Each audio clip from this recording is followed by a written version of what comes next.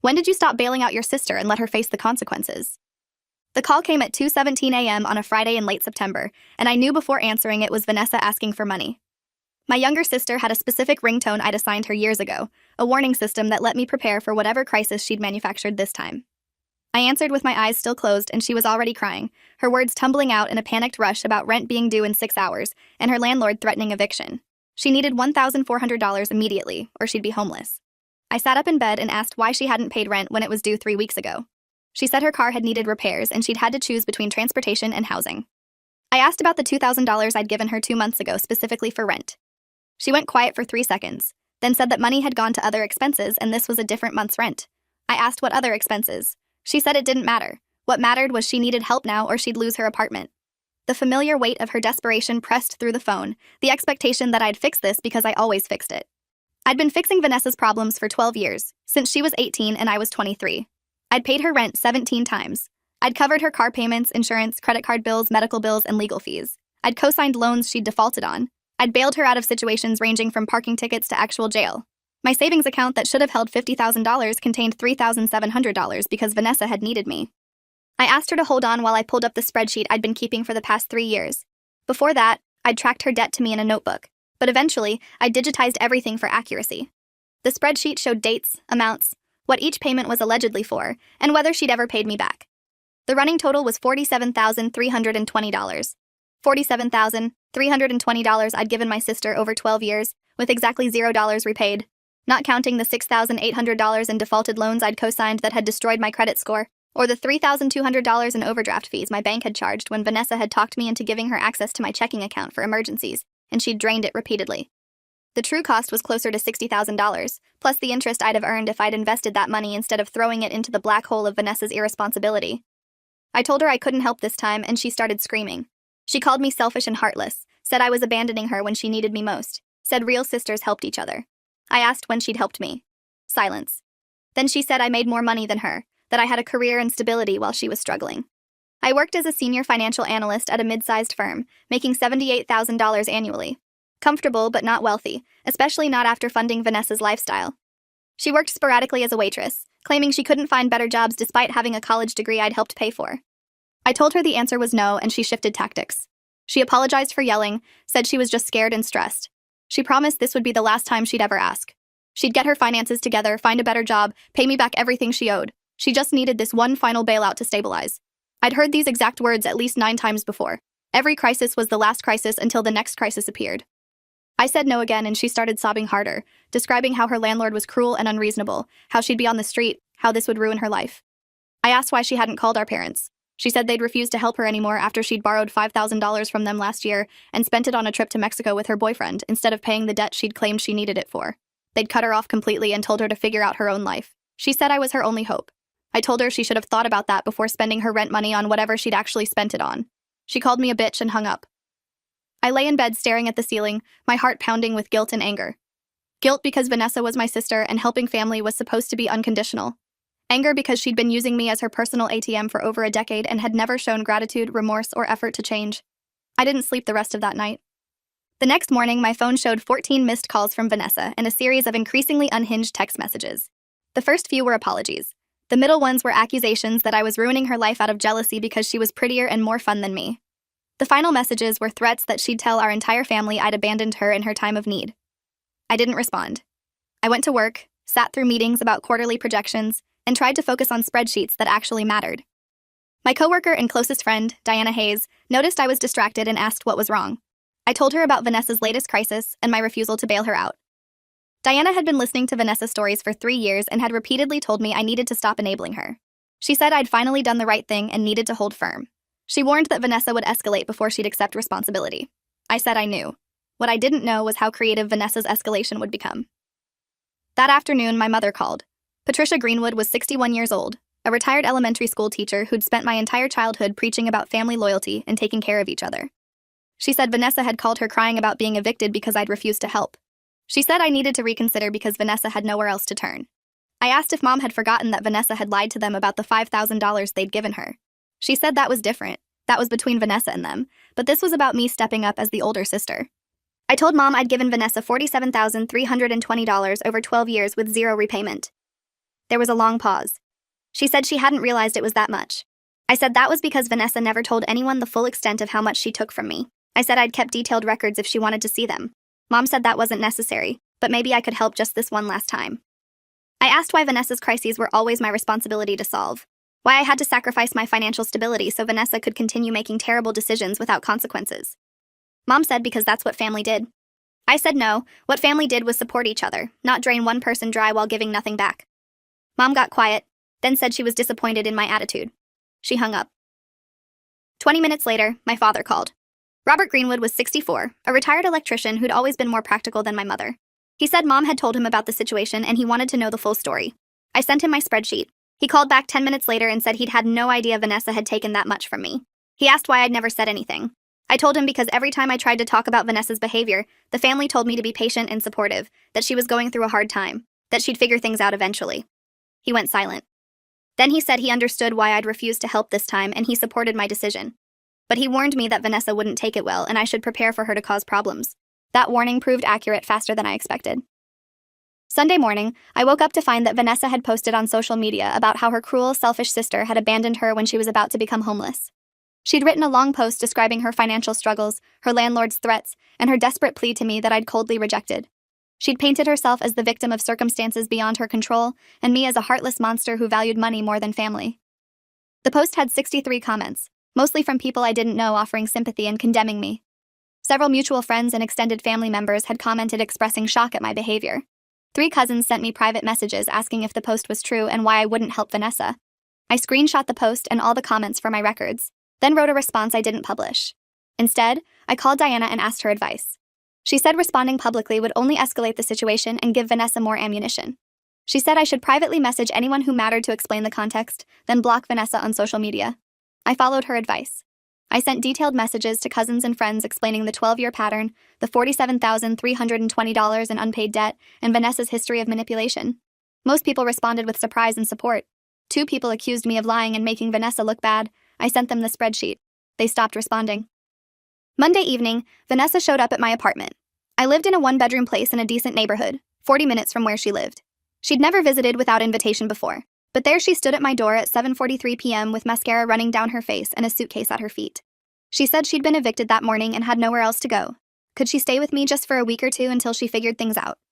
I asked if she'd actually been evicted or if this was another manipulation tactic. She showed me an eviction notice dated that morning, stating she'd been removed from the premises for failure to pay rent. It looked legitimate. I asked where her boyfriend was. She said they'd broken up 2 days ago when she'd asked him to help with rent and he'd refused. I asked about friends. She said none of them had space for her. I stood in my doorway looking at my 29-year-old sister who'd spent 12 years treating me like an ATM and was now expecting me to house her because she'd burned every other bridge. Diana's voice echoed in my head, warning that letting Vanessa move in would be the biggest mistake I could make. Vanessa would never leave, would take over my space, would create chaos in my carefully organized life. But she was my sister, and she was crying, and I couldn't quite bring myself to close the door in her face. I told her she could stay for 1 week maximum. She had to sleep on the couch, had to look for jobs and apartments every single day, had to follow my house rules. She agreed immediately, grabbed her suitcase, and moved inside before I could reconsider. The first 3 days were manageable. Vanessa was subdued and apologetic, thanking me repeatedly for helping her. She claimed to be applying for jobs online and looking at apartment listings. She cooked dinner twice as thanks for letting her stay. I started to think maybe this crisis would finally be the wake-up call she needed. Then Thursday arrived and the mask slipped. I came home from work at 6:15 p.m. to find Vanessa had invited 3 friends over. They were drinking wine I'd been saving for a special occasion, eating food from my fridge, and had taken over my living room. Vanessa introduced me casually, explaining I was letting her crash here for a bit. Her friends barely acknowledged me. I asked Vanessa to speak privately in my bedroom. She followed me reluctantly. I told her she'd violated our agreement by having people over without asking. She said it wasn't a big deal, just a few friends stopping by. I said this was my home and my rules, and if she couldn't respect them, she needed to leave. She started crying again, apologizing, saying she'd been lonely and just wanted some company. She promised it wouldn't happen again. Her friends left shortly after, taking the rest of my wine with them. I let it go because confrontation exhausted me, and I only had to survive 3 more days of this arrangement. But Friday morning, I discovered my credit card was missing from my wallet. I'd used it Thursday night to order dinner and had placed it back in my wallet on my dresser. Now it was gone. I checked my banking app and saw 3 charges from the previous evening after I'd gone to bed. $89 at a liquor store, $156 at a restaurant, $340 at a clothing boutique. all made at times when I'd been asleep and Vanessa had been alone in my apartment with access to my room. I confronted her immediately. She was still asleep on my couch at 7:30 a.m. I shook her awake and showed her the charges. She looked at the phone screen and said she'd borrowed my card because she needed a few things and would pay me back. I asked when she'd planned to mention she'd stolen from me. She said she hadn't stolen anything, she'd just borrowed it temporarily. I told her theft was theft regardless of what she called it. She sat up and her expression shifted from defensive to angry. She said I was overreacting, that sisters borrowed from each other all time, that I was being dramatic about a few $100s when I made good money. I told her she had 30 minutes to pack her things and leave my apartment. She said I couldn't kick her out, she had nowhere to go. I said that wasn't my problem anymore. She'd crossed a line by stealing from me and I was done. She started screaming that I was a terrible sister, that our parents would be ashamed of me, that I was abandoning her when she needed me most. I called a locksmith and scheduled them to come change my locks that afternoon. Then I went to work, leaving Vanessa crying on my couch. When I returned home at 5 p.m., she was gone. So was my laptop, my iPad, my expensive headphones, and $200 cash I'd kept in my desk drawer. I filed a police report immediately. The officer who took my statement was a woman in her 40s named Detective Janet Reeves. She listened to the situation and asked if I had proof Vanessa had taken these items. I showed her the credit card charges, explained she'd been staying with me and had access to everything, and mentioned this was part of a 12-year pattern of financial exploitation. Detective Reeves said that without direct evidence like security footage or witnesses, it would be difficult to prosecute, especially since Vanessa was family and had been living in my home with my permission. She suggested I could try to recover the items civilly through small claims court. She also warned that Vanessa might claim I'd given her permission to take things, or that they belonged to her. Family theft cases were complicated because of the relationships involved. I asked what I should do. She said change my locks, secure my accounts, and cut off all contact with Vanessa. She said people who stole from family members rarely changed their behavior without serious consequences. I took her advice. The locksmith changed my locks. I called my bank and credit card companies to report fraud. I changed passwords on every account. I blocked Vanessa's number and all her social media profiles. Then I sat in my violated apartment and cried for 20 minutes. Not because I missed my sister, but because I'd finally accepted that the sister I'd wanted to have never existed. Vanessa wasn't a good person going through hard times. She was a manipulative thief who'd been using me for 12 years and I'd let her because I'd wanted to believe family meant something. The next week was chaos. My mother called screaming about how I'd kicked Vanessa out on the street and filed a police report against her. She said I was tearing the family apart over material possessions. I asked if she'd be saying that if someone else had stolen from me. She said that was different because Vanessa was family. I asked when being family became an excuse for theft. She couldn't answer. My father called separately and said while he understood I was angry, maybe I could drop the police report to avoid causing Vanessa legal problems. I said Vanessa had caused her own legal problems by stealing from me. He said I wasn't wrong but asked if I really wanted my sister to have a criminal record. I said I wanted my sister to face consequences for her actions for once in her life. He sighed and said he respected my decision even if he didn't agree with it. Vanessa sent messages from new phone numbers I didn't recognize, alternating between apologizing and threatening me. She said she'd taken the items because she needed money and had planned to pawn them. She said if I didn't drop the police report, she'd tell everyone in our family terrible lies about me. I screenshot everything and forwarded it to Detective Reeves as evidence. Reeves said the messages helped establish intent, but warned me to stop engaging with Vanessa entirely. Block every new number, don't respond to any communication, document everything but don't interact. I followed her instructions. 2 weeks after kicking Vanessa out, I got a call from a number I didn't recognize. I almost didn't answer, but something made me pick up. A man identified himself as Trevor Atwood, a public defender representing Vanessa in an unrelated legal matter. He said Vanessa had been arrested 3 days ago for writing bad checks at multiple businesses around the city. She'd opened checking accounts using fake identification, written checks for merchandise and cash, then disappeared before the checks bounced. She'd done this at 7 different locations over the past month, defrauding businesses of approximately $8,400. She was being charged with multiple counts of check fraud and identity theft. The bail was set at $15,000, meaning she needed $1,500 to bond out through a bail bondsman. She'd listed me as her emergency contact and was begging him to call me for help. Trevor said he was obligated to pass along her message, but wanted to be transparent that he was advising Vanessa to take a plea deal that would involve jail time. Her criminal history showed 2 prior fraud-related convictions from when she was younger that I hadn't known about, making this a third strike situation. He said if she bonded out, she'd likely flee or commit more crimes. He believed jail was the appropriate consequence. I asked what would happen if no one bailed her out. He said she'd stay in county jail until her court date in 6 weeks, then likely be sentenced to 18 months in state prison if she took the plea deal, possibly more if she went to trial and lost. I thanked him for the information and hung up. I sat at my kitchen table for an hour processing this information. My sister was in jail and would go to prison unless I bailed her out. Every instinct I'd been raised with screamed that I should help her. She was family. I was supposed to protect her. But another voice, quieter but stronger, asked what helping her had accomplished in 12 years. It had enabled her to continue destructive patterns, to avoid consequences, to hurt more people. She'd stolen from me, from our parents, from businesses around the city. She'd committed fraud and identity theft. She'd spent 12 years taking and taking and taking without ever giving back or changing. Bailing her out now would just reset the cycle. She'd be released, promised to change, then create a new crisis in 3 months or 6 months or a year. The pattern would continue until I was financially destroyed or until something worse happened. Detective Reeves had said people who stole from family rarely changed without serious consequences. Trevor Atwood had said jail was the appropriate consequence. Maybe for once in her life, Vanessa needed to face the full weight of what she'd done. I didn't call the bail bondsman. I didn't visit her in jail. I didn't answer when she called collect from the detention center. I let her sit there and process that I wasn't coming to save her this time. My mother found out Vanessa was in jail 4 days later when Vanessa called her collect. Mom immediately called me hysterical, demanding to know why I hadn't told her and why I wasn't helping. I explained about the check fraud charges, the $8,400 she'd stolen from businesses, the 2 prior convictions I'd never known about. Mom said she didn't believe it, that Vanessa had made mistakes but wasn't a criminal. I told her to call Trevor Atwood and ask him directly. She hung up. She called back 3 hours later after speaking with the public defender. She was crying. She said she hadn't known Vanessa had previous convictions. She said she'd thought Vanessa was just irresponsible with money, not a thief. She said maybe jail would be good for her, give her time to think about her choices. Then she asked if I'd help bail her out anyway because she was scared Vanessa would be hurt in jail. I said no.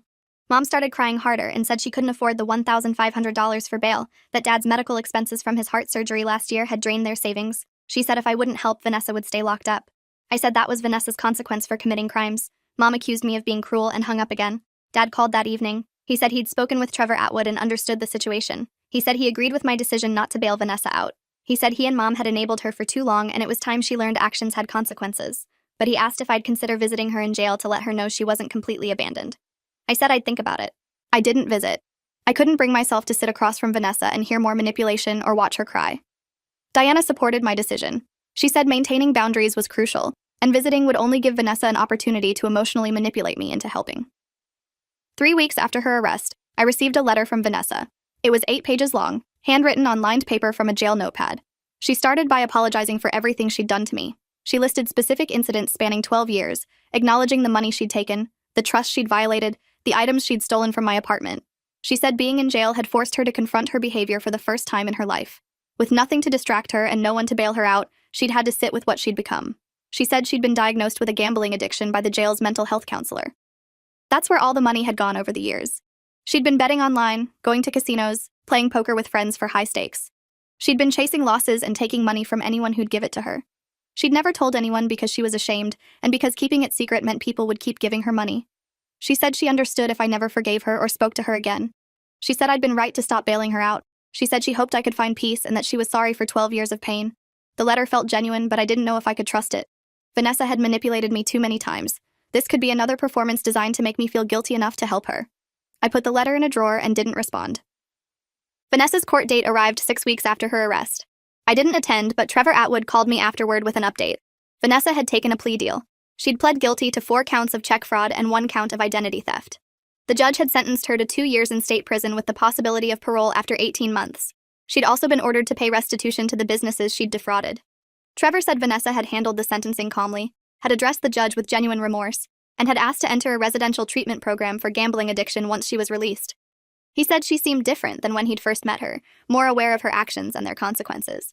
He said he'd represented hundreds of defendants and most didn't change, but occasionally someone used incarceration as a turning point. He thought Vanessa might be one of those people. I thanked him for the call and hung up. 2 years in prison. My sister would be incarcerated for 2 years because I'd refused to bail her out. Part of me felt guilty. Part of me felt relieved. The cycle was finally broken. She couldn't call me for money. She couldn't manipulate me. She couldn't create new crises that became my problem.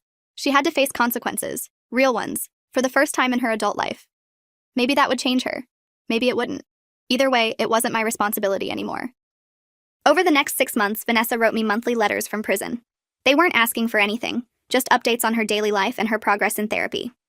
She wrote about gambling addiction treatment, about confronting the reasons she'd developed the addiction in the first place, about learning accountability.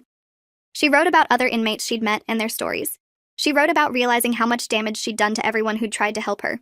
She never asked me to visit or send money or write back. She just wrote. I didn't respond, but I read every letter. By the 8th letter, something had shifted in her tone. She sounded clearer, more grounded. She wrote about getting her GED because her college degree was worthless without the character to back it up. She wrote about volunteering in the prison library and teaching other inmates to read. She wrote about planning for her release, about understanding she'd need structure and support and accountability. She wrote that she'd asked our parents to sign her up for a residential treatment program after her release, a 6-month intensive program for gambling addiction. They'd agreed. She wrote that she understood if I wanted nothing to do with her after her release and that she'd respect whatever boundaries I set. That letter I kept on my nightstand and read 3 times. Vanessa was released after serving 19 months. She went directly into the residential treatment program without contacting me.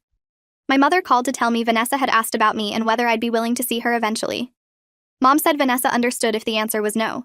She said Vanessa seemed genuinely different, that the time in prison and the therapy had changed something fundamental. She said she knew I'd been hurt and had every right to maintain my boundaries, but she hoped I'd consider giving Vanessa a chance to prove she'd changed. I said I'd think about it. 3 months later, Vanessa completed the residential program.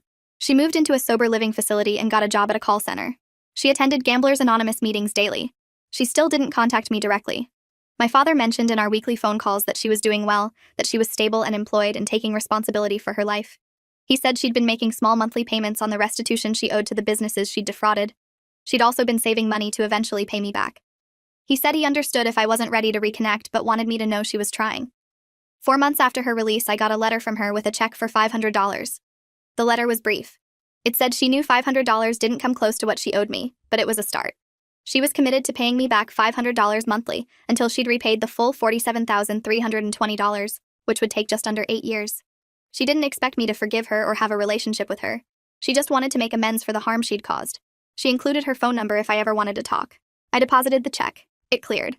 The next month, another check for $500 arrived with a shorter note saying she hoped I was doing well. Then another the following month, and another. 6 months of consistent payments, $3,000 total. No requests for anything in return. No manipulation, just accountability. I decided to call her. She answered on the second ring and said my name tentatively, asking if it was really me. I said yes. There was a long pause. Then she started crying and apologizing again, her words tumbling out about how sorry she was and how she understood if I hated her. I let her finish. Then I said I didn't hate her, but I also didn't trust her. I said if she wanted any kind of relationship with me, it would have to be rebuilt slowly with clear boundaries. She said she understood and would accept whatever I was willing to give. We talked for 20 minutes about surface things, her job, her therapy, her routine. It was awkward and uncomfortable, but not terrible. We agreed to talk again in a month. That phone call became a pattern. Once a month, we'd talk for 20 or 30 minutes. Never longer, never more frequently. Slowly, over the course of a year, the conversations became less stiff. She told me about her sponsor in Gamblers Anonymous, about the tools she'd learned for managing urges to gamble, about the shame she still carried. I told her about my life, my job, the trip I'd taken to Oregon. We didn't talk about the past much. It was too painful. But we were building something new, something smaller and more careful, but possibly more honest. 2 years after her release from prison, Vanessa invited me to her Gamblers Anonymous meeting where she was receiving her 2-year sobriety chip. I went. The meeting was in a community center basement with folding chairs and terrible coffee. 20 people sat in a circle sharing stories about gambling, about losing everything, about rebuilding. When it was Vanessa's turn, she spoke about hitting rock bottom, about the people she'd hurt, about her sister who'd loved her enough to let her face consequences instead of enabling her to destroy herself. She said I'd saved her life by refusing to bail her out. She said the worst day of her life was realizing no one was coming to rescue her. The best day was realizing she could rescue herself. She thanked me in front of everyone, her voice breaking, saying she didn't deserve my forgiveness but was grateful for the chance to try to earn it. After the meeting, we went to dinner at a quiet restaurant. We talked about our parents, about holidays coming up, about whether she'd be welcome at family gatherings. I said she would be. We talked about her job and her plans to go back to school for a certificate in addiction counseling. She wanted to help other people struggling with gambling addiction. She said her experience had given her perspective that could help others. I said I thought that was a good plan. Before we left, she handed me an envelope. Inside was a check for $5,000. She said she'd been saving extra money and wanted to make a larger payment toward her debt. She said she was on track to finish paying me back in 5 more years instead of 8. I took the check and said thank you. Then I did something I hadn't done in 4 years. I hugged my sister. The relationship we have now isn't what it was before.